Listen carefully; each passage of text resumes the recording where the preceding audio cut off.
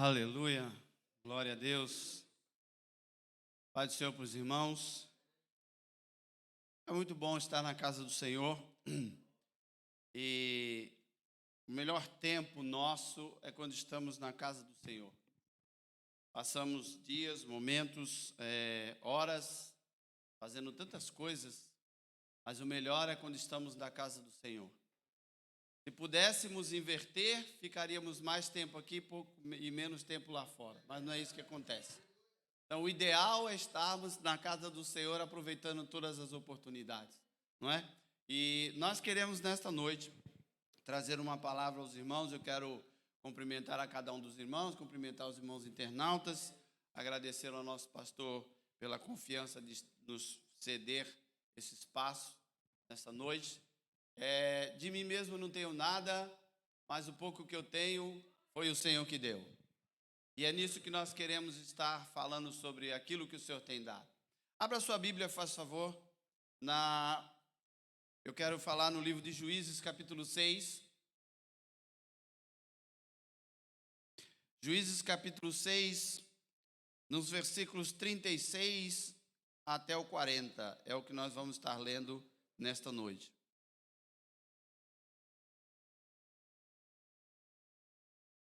Quantos acharam, digam amém. Diz assim: E disse Gideão a Deus: Se há de livrar Israel por minha mão, como tens dito, eis que eu porei um velo de lã na eira.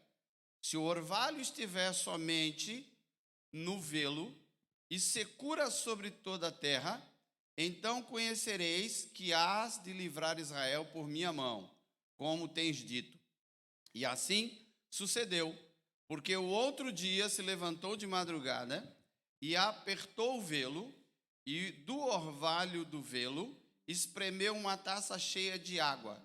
E disse Gideão a Deus: Não se acenda contra mim a tua ira, se ainda falar só esta vez. Rogo-te que só esta vez faça a prova com o velo. Rogo-te que só no velo haja secura e em toda a terra haja orvalho. E Deus assim o fez naquela noite, pois só no velo havia secura e sobre toda a terra havia orvalho. Amém? Na verdade, essa palavra,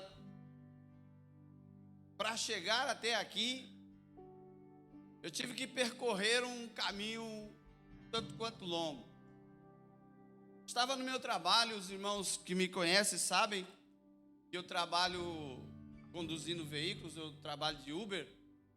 E há uns 25 dias, mais ou menos, e eu mais ou menos gravo na mente as datas, vinha um passageiro comigo e ele começou a escutar alguma coisa que eu não identificava.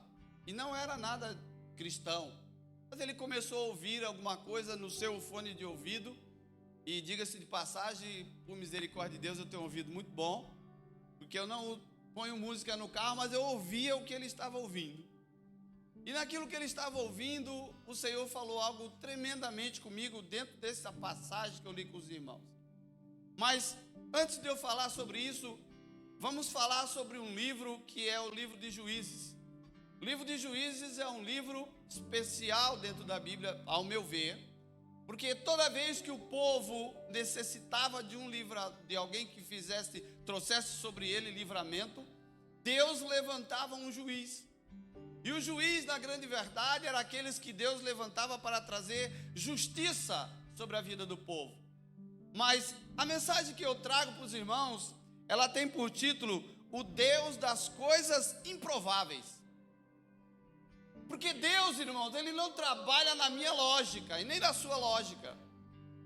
Porque de momento algum você vai procurar em Gideão um homem que servisse como juiz. Afinal de contas, se você vai procurar um libertador, o mínimo que você vai procurar é um guerreiro. Alguém que possa usar de uma espada, alguém que saiba comandar, alguém que saiba montar um cavalo e conduzir uma tropa. Mas o Gideão era alguém totalmente diferente disso. Gideão era um homem que era lavrador. E por causa da sua necessidade de alimentar o seu povo, a sua família, ele estava fazendo algo que ninguém procuraria fazer, que era malhando o trigo no lagar.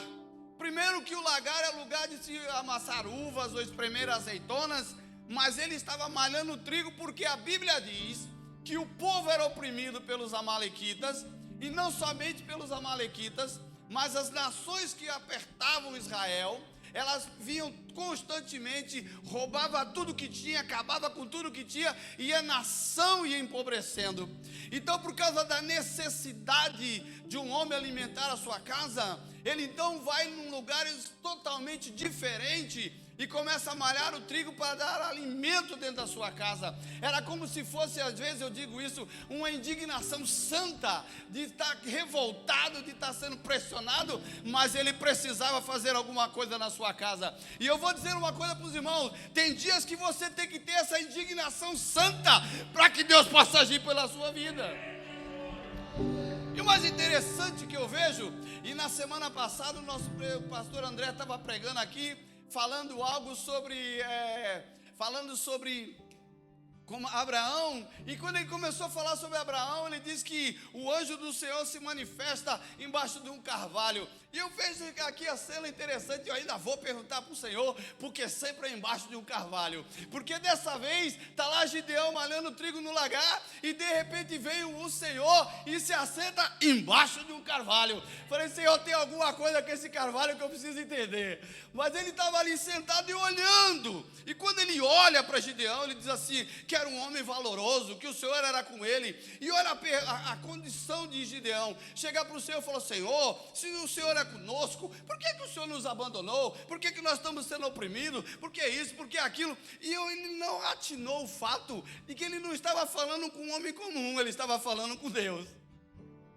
E o mais interessante dessa situação é que ele, depois que o Senhor fala todas as coisas com ele e dá ordens a ele, eles dizem assim: olha, se o Senhor é realmente quem eu estou pensando, então espera aí, porque eu vou ali preparar um melhor para dar para o Senhor. E foi lá matar um animal, foi lá preparar uns bolos para trazer para o Senhor. E a resposta do Senhor para ele foi essa: eu vou te esperar aqui. E o Senhor ficou esperando, ele preparou tudo, e eu garanto que aquilo não foi rápido. Preparou tudo, e quando ele chegou com todas aquelas coisas, ele apresentou ao Senhor. O Senhor falou assim: põe sobre a pedra. Ele colocou a carne sobre a pedra, colocou os bolos sobre a pedra, virou o caldo em cima. O Senhor estendeu um cajado, tocou fogo em tudo aquilo e sumiu. E quando ele some, aí então Gideão entende que estava falando realmente com o Senhor. E aí ele diz assim: eu vi o Senhor e eu vou morrer. E o Senhor: tu não vai morrer, porque eu vou fazer alguma coisa pela tua mão. Quero dizer uma coisa para você, irmão: Deus quer fazer alguma coisa pela tua mão. É pela tua mão. E o Senhor manda ele fazer algo interessante. O que é que ele tinha que fazer? O Senhor fala para ele assim: olha, tu vai, derruba o altar de Baal que lá está, levanta um altar para mim, corta as madeiras do bosque toda e pega o segundo boi do teu pai. E o detalhe é que o altar era do pai de Gideão. Pega o segundo boi, mata em sacrifício a mim. E quando ele fez tudo aquilo, ele, com medo dos homens e do povo, ele vai à noite e realiza aquilo com mais alguns homens seus. No outro dia todo mundo procurava saber quem era, pergunta daqui, pergunta de lá, e alguém diz assim: olha, foi Gideão.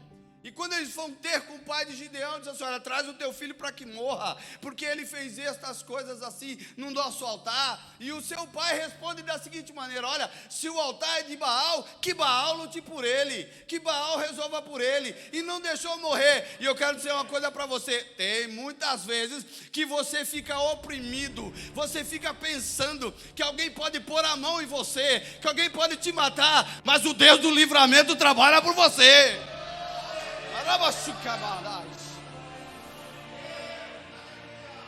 Nós achamos que estamos na mão de homem. Ainda que nós sejamos oprimidos, Deus é conosco. Deus é que vai falar conosco. Porque o segundo boi era um boi preparado especificamente para alguma coisa, e ele vai e mata. E o nome de Gideão passa a ser chamado de Jerubaal, porque ele foi contra as atitudes de Baal. Agora, olhando para isto e caminhando dentro da Bíblia, eu vejo como Deus sendo um ser, uma pessoa que trabalha pelo improvável. E é justamente nesse texto que nós lemos que eu começo a ver algumas coisas. Por exemplo, quando ele fala com o Senhor, ele diz assim: Senhor, olha, eu vou fazer um teste contigo. Eu vou botar um novelo aqui, e eu peço que esse novelo de manhã esteja molhado e tudo em volta seco. Depois o Senhor vai, no segundo dia ele faz ao contrário. E quando eu comecei, foi justamente o que o Senhor estava falando comigo sobre essa questão do novelo. Quando o novelo foi colocado naquele lugar, irmão, o novelo estava seco. Obviamente ele estava seco. A lã é algo que ela não transmite calor, mas ela retém o calor. E ela foi colocada naquele lugar sequinha, no meio daquele terreno. E quando nós começamos a olhar aquilo, o orvalho da noite que Deus criou, e nessa noite até o presbítero Ícaro falou sobre essa questão do orvalho. O orvalho supostamente ia molhar todas as coisas, mas Deus condensou o orvalho somente ali no novelo. E o restante ficou seco. Foi pela manhã, ele pega aquele novelo, espreme o novelo e enche como uma taça dessa de água. E ele chega para o Senhor e fala: Senhor, olha, não leva a mal não. No nosso português, não leva a mal não, Senhor, mas vamos fazer diferente agora. Tu terra molhado, só novelo seco. E eu acho interessante que Deus aceitou uma coisa dessa. Porque existem coisas que nós colocamos para Deus e achamos que Deus não vai entender, ou que Deus não vai aceitar, mas Deus aceitou o negócio. Deus assinou embaixo. Você voltou contigo, vou fazer esse negócio. Foi lá e fez. Agora, olhando para aquilo, e é isso que eu estou a dizer, como Deus trabalha no improvável, em momento algum, você vai imaginar que isso possa acontecer. Não é? Olha a improbabilidade, porque depois de tudo isso acontecer, Gideão ainda tinha no seu coração: será que Deus é comigo mesmo? E o Senhor falar para ele assim: separar os homens que iriam trabalhar ou ir para a guerra com ele. Na separação dos homens, Deus só deixa 300. E aí eu pergunto: você iria para a guerra com 300? Sabendo que lá, que estava na sua frente era muito mais do que 300. Mas Deus, que é Deus de qualidade e não de quantidade, Deus que pode usar, como usou a Davi, um rapaz para derrubar um gigante e fazer uma nação correr, Deus foi ao contrário da visão dos homens. Usou 300 somente para fazer barulho. Porque o povo não lutou, o povo só fez barulho. Gritou por Gideão, quebrou um cântaro, levantou uma tocha e o povo se matou. Deus usou o contrário. Agora, o que eu falo do novelo, que eu estava ouvindo o rapaz com alguma coisa, é que na grande verdade, quando eu olhei e escutei, comecei a meditar nisso dentro do carro, Deus falou para mim assim: Celso, você esse novelo. Eu fiquei pensando, onde é que o Senhor quer chegar? Porque na grande verdade, irmãos, o novelo foi posto seco, e o orvalho da noite foi quem o molhou. Nós, quando chegamos à casa do Senhor, nós viemos seco, sem ter nada, absolutamente nada. Mas o Senhor é aquele que nos encheu, molhou a sua vida, encheu a sua vida de graça, de óleo, de unção. Mas pastor, o novelo foi espremido. E aí Deus falou comigo, falou: Celso, as dificuldades nos espremem, tira de você, mas cada vez que você vem tirando tudo de você, sou eu que vou colocando mais. Porque o orvalho quem dá é Deus. O orvalho quem dá é Deus. Ninguém pode dar. A unção quem dá é Deus, a alegria quem dá é Deus, a bênção quem dá é Deus. Tudo que você precisa é Deus que vai te dar. As dificuldades da vida muitas das vezes nos espremem, irmão. Cada vez que espreme você chora. Cada vez que espreme você sente a dor. Cada vez que espreme você vai se esvaziando. Mas na noite Deus vai enchendo você de novo.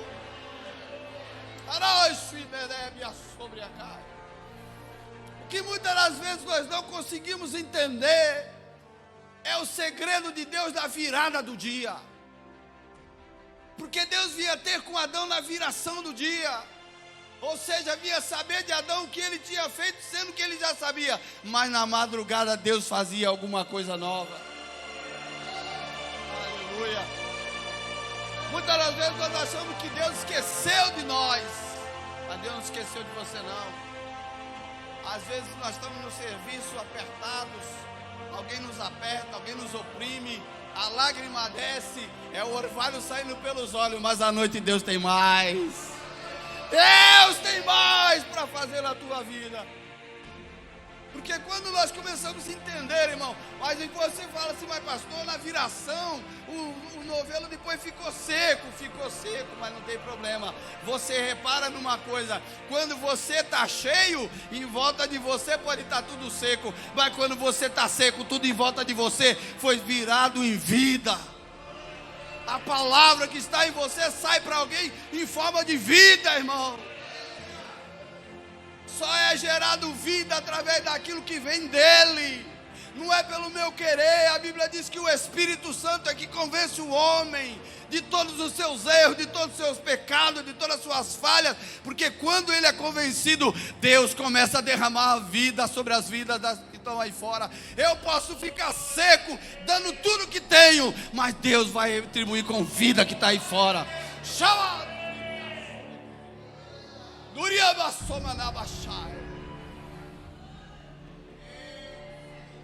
A vida que está em você não é sua. Precisou alguém dar tudo. Porque Jesus, quando estava na cruz, foi furado. E a Bíblia diz que saiu sangue, saiu água, saiu tudo para que você tenha alguma coisa hoje. Chamada Rabaxé. Se hoje eu não tenho o que eu quero, mas na mão do meu Senhor tem tudo o que eu preciso. Às vezes você fica pensando, mas pastor, que coisa estranha. E onde é que Gideão vai? E o sermão já ficou de lado. E a glória de Deus permanece, irmão. Sabe por quê? Porque quando nós estamos na presença do Senhor, nós podemos fazer desafios com Deus. Nós podemos fazer desafios com Deus. Você já parou para imaginar? Alguém fala de pôr Deus na parede. Não, porque meu Deus não é de parede. Muito pelo contrário. Se deixar ele, eu que vivo na parede. Nosso Deus não é Deus de parede, irmão. Nosso Deus, ele é vivo. E muitas das vezes a gente tem que fazer que nem Gideão. Senhor, posso fazer? Devo fazer? Olha aqui no meio disso tudo. Gideão ainda estava assim naquela de vou para a guerra, não vou para a guerra, vou para a guerra, não vou para a guerra. E o Senhor vira para ele e fala assim, ó Gideão, desce lá com o teu moço e vai lá no meio do arraial. Lá onde estão os midianitas, os amalequitas, vai lá no meio lá para tu ver o que estão falando. Chegou lá, tinha um homem contando um sonho para o outro. Rapaz, eu sonhei com uma espiga, com uns grãos de cevada, pão de cevada torrado. E ele estava rodeando todos nós e fazendo coisas aí. E aí o outro vira para ele e fala assim, isso não é outra coisa, isso não é a espada de Gideão. Ó, eu vou dizer uma coisa para você. Quando você não sabe quem você é, Deus revela você através dos outros. Quando você menos espera, alguém já está falando de você. Quando você menos espera, alguém já está preparando o que você precisa. Quando você menos espera, chega na sua mão. Sabe por quê? Porque Deus, ele trabalha. Deus trabalha.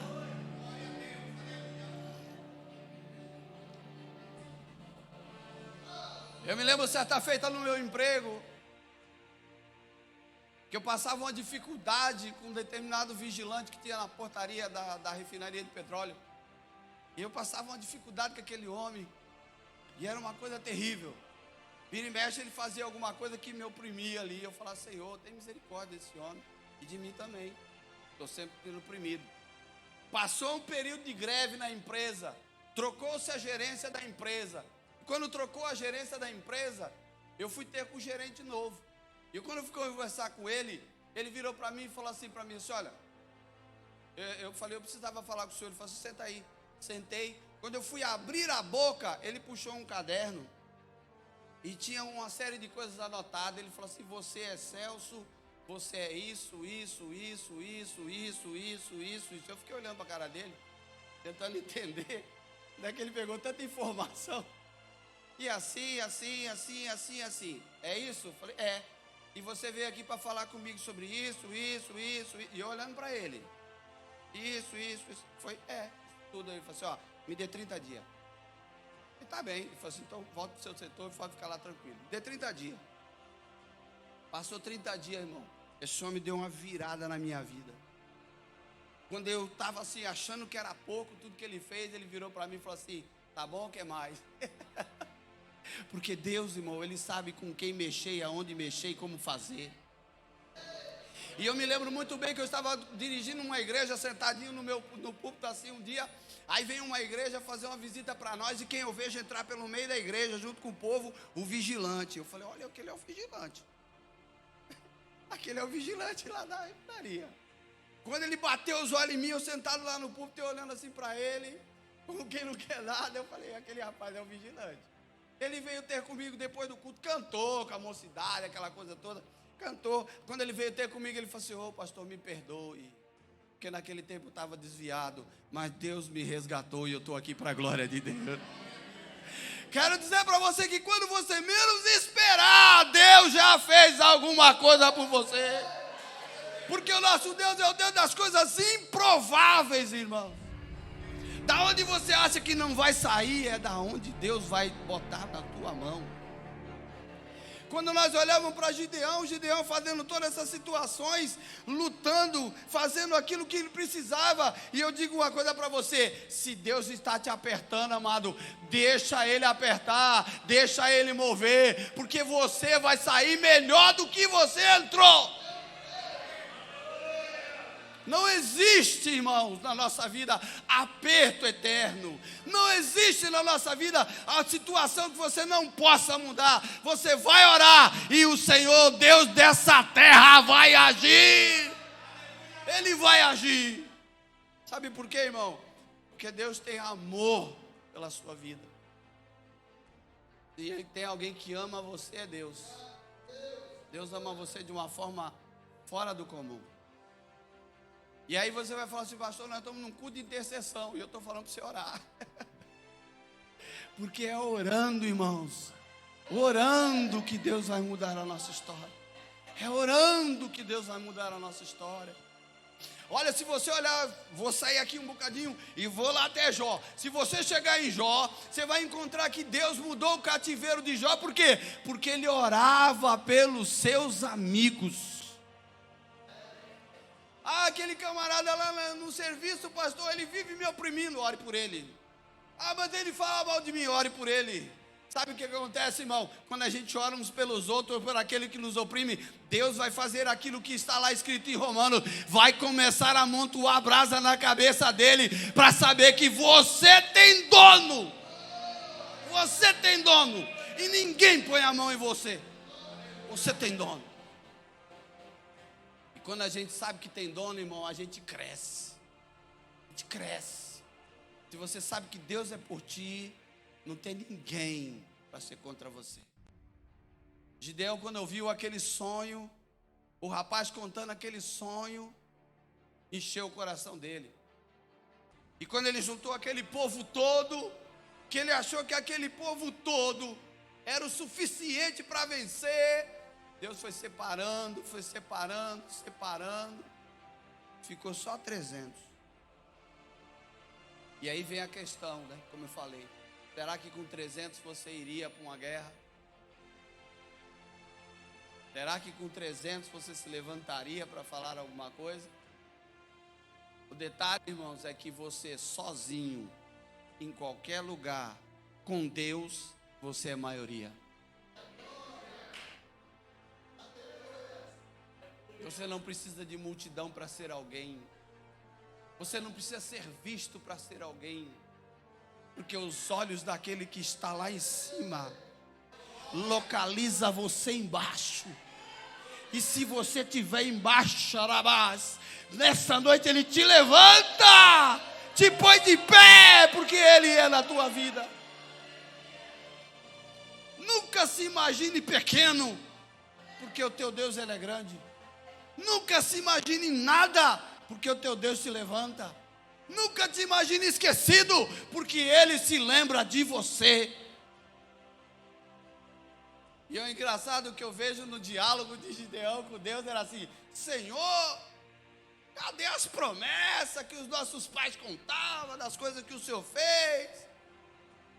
Eu fiquei pensando, né? A gente tem um hábito de chegar para Deus e cobrar as promessas, né? Nós falamos, Senhor, isso, é aquilo. Você já pensou se Deus começasse a cobrar também as promessas nossas? Onde é que nós ia parar? Eu garanto para você que as promessas dele é uma lista menor e que funciona do que a nossa, que é maior e não chega a lugar nenhum. Tem muita gente que virou o ano dizendo, Senhor, esse ano eu vou fazer, e não fez nada. Daqui a pouco acaba o ano e não fez nada. Sabe por quê, irmãos? Porque quando a gente olha para Gideão, a gente vê que ele se achava um homem escondido. Mas Deus o fez aparecer. Que nessa noite, você tenha no seu coração, que ainda que ninguém esteja te vendo, o teu Deus está olhando para você. Aleluia. Bendito seja o nome santo do Senhor. Que Deus abençoe a cada um dos irmãos nessa noite.